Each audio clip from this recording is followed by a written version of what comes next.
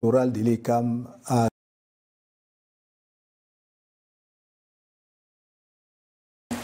le 26 juillet 2025, le Conseil électoral de l'ECAM a rejeté ma candidature à l'élection présidentielle régulièrement présentée par le Manidem. Le 28 juillet, j'ai déposé un recours contre cette décision infondée devant le Conseil constitutionnel.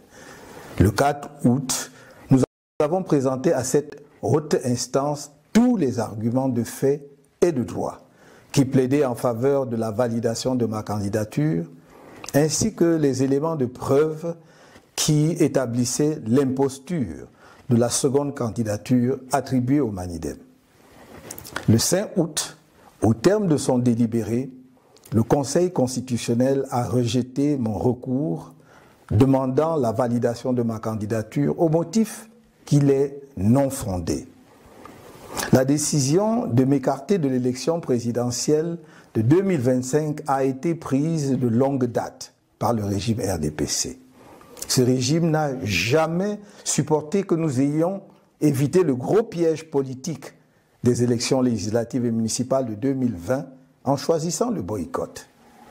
Le régime voulait détruire le MRC à travers ces élections et ne nous a jamais pardonné d'y avoir échappé. Dès lors, la campagne de diabolisation du MRC et de son président national était lancée et la décision d'empêcher ce dernier, par tous les moyens, de prendre part à l'élection présidentielle de 2025 était prise. C'est dans cet esprit que les élections législatives et municipales prévues en février 2025 ont été reportées à mars 2026 afin d'empêcher le MRC d'avoir des élus et de pouvoir présenter son candidat à l'élection présidentielle d'octobre prochain.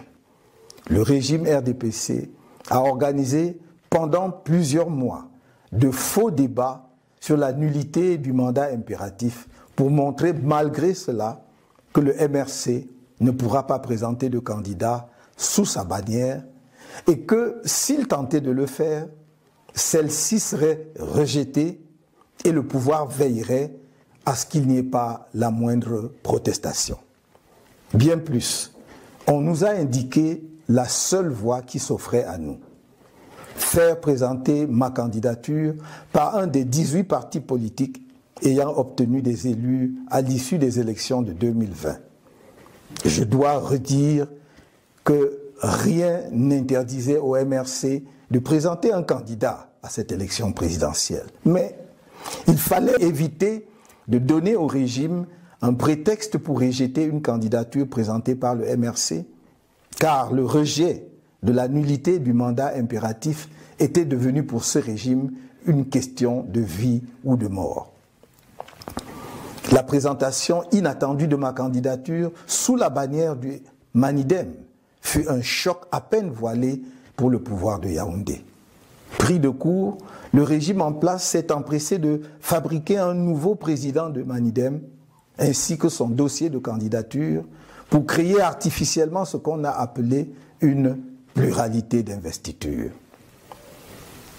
Camerounaises, Camerounais, mes chers compatriotes, j'adresse mes remerciements chaleureux à tous ceux nombreux qui m'ont manifesté sans relâche leur soutien patriotique et démocratique durant cet épisode qui vient de se dénouer devant le Conseil constitutionnel le mardi 5 août 2025.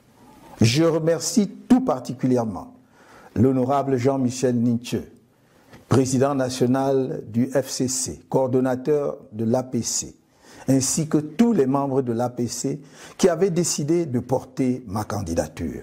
Dans la même veine, je remercie le président national du Manidem, M. Anissé Georges Ekane, pour son patriotisme remarquable et son sens de l'histoire, sa fidélité aux idéaux qui fondèrent son engagement politique, son courage et sa détermination à voir notre pays reprendre sa marche nationaliste vers le progrès. C'est aussi pour moi l'occasion de saluer l'engagement exceptionnel de tous les responsables ainsi que les militants du Manidem pour leur soutien à ma candidature. J'exprime ma reconnaissance aux dirigeants et aux nombreux militants du MRC pour leur soutien indéfectible, leur engagement inébranlable et leur courage remarquable face aux multiples épreuves qui lui sont imposées au quotidien par un régime sans inspiration ni aucune vision pour le pays. Mes chers compatriotes, j'ai dit et répété que je ne vous trahirai pas. Et je ne vous ai pas trahi.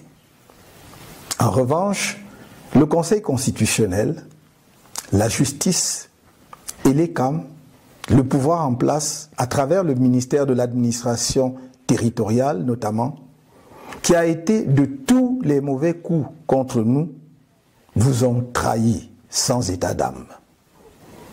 La communauté internationale, notamment l'Organisation des Nations Unies, qui a signé une convention secrète avec ELECAM le 9 mai 2025, prétendument pour garantir la transparence de l'élection présidentielle de 2025, vous a trahi. Cette communauté internationale, si prompte à se montrer aux côtés de la dictature qui écrase le peuple camerounais, ne s'est pas sentie concernée par le crime politique du régime RDPC contre notre peuple.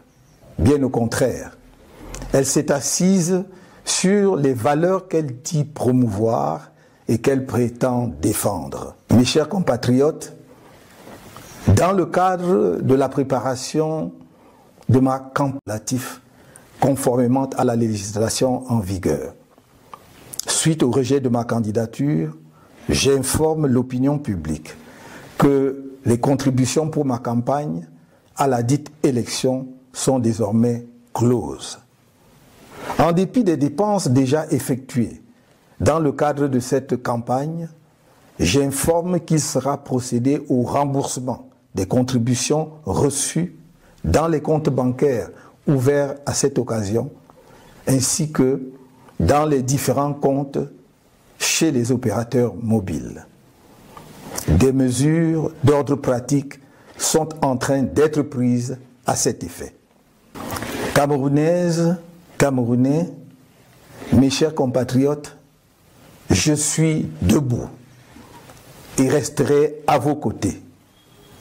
La lutte continue. Vive le Cameroun!